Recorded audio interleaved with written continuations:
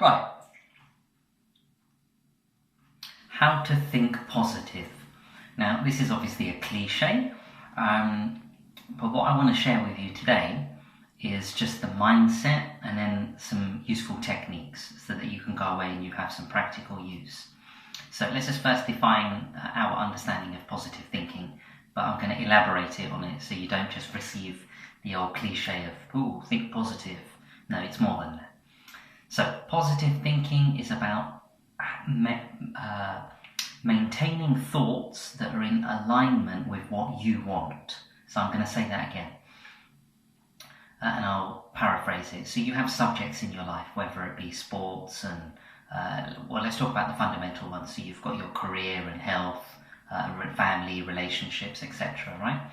So within each of these subjects, you have what we can call as wants or desires. So these are things that you want. So thinking positive is making sure that our thoughts are in alignment. They are in alignment with those wants and desires.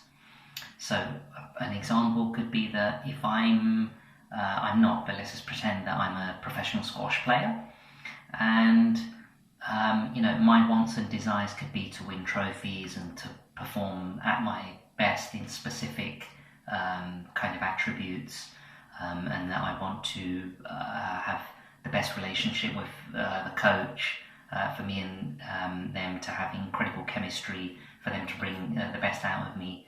So these are thoughts which I'm launching, which are in alignment with my desires and wants. So we need to first determine what it is that we want, and we do that by setting crystal clear goals written on paper. Then it's up to us to maintain our thoughts and to keep them consistently positive. Right? So the first aspect of positive thinking is obviously the thoughts. Then the second aspect is going to be our action steps. So our action steps need to be in alignment with our wants and desires. So the action steps must never contradict what it is that we want. Otherwise, it's a negative action step.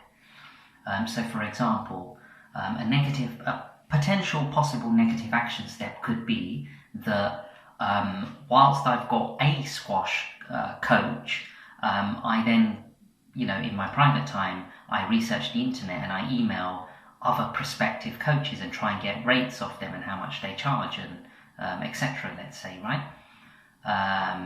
So this could possibly be construed as a negative action step, because what I'm saying to my mind is there's a possibility that the first coach might not work out. Now, it's great having contingencies, but it's useful to have contingencies when there really is a need. Otherwise, it's opening the door up for potential negative results.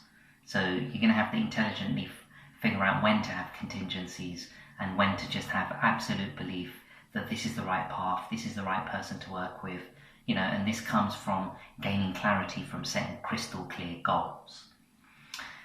I'm sure this has been of use, so this is what I would like to share with you now in terms of practical exercises.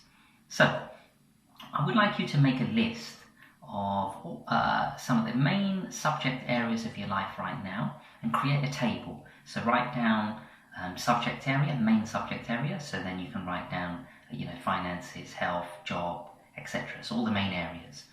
And then in the second column, I want you to write down basically just call it positive thoughts and beliefs that so it's what you're currently having, right? So just write down in summary for each one what you consider to be your existing thoughts and beliefs revolving around that subject area. Then in the third column, I would like you to assess and possibly bullet point what your action steps are. Yeah? And then in the fourth column, I would like you to that will be like your improvement column on column 2 and 3, which is your thoughts, and then the column 3 is your action steps. So in the fourth one, you're going to write down improvements. You can write it in summary form, because if you need to, you can get another piece of paper and you can elaborate the finer details.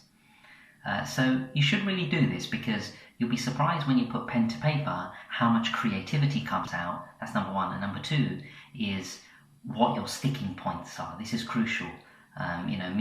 I've done this in my life in the past, which is, running the same negative programs and getting the same unwanted results, and not realizing that if I actually just sat down, went back to the drawing board, metaphorically speaking, and just actually put pen to paper and really assess things and evaluated it, I could have saved myself months or even years in some cases. So do this. Pen to paper is what top successful people do. They always, some of the most successful people in the world, pretty much all the top achievers, always write crystal clear goals, and it's always about going back to the drawing board, always re-evaluating things and refining action plans and even refining goals. So do that.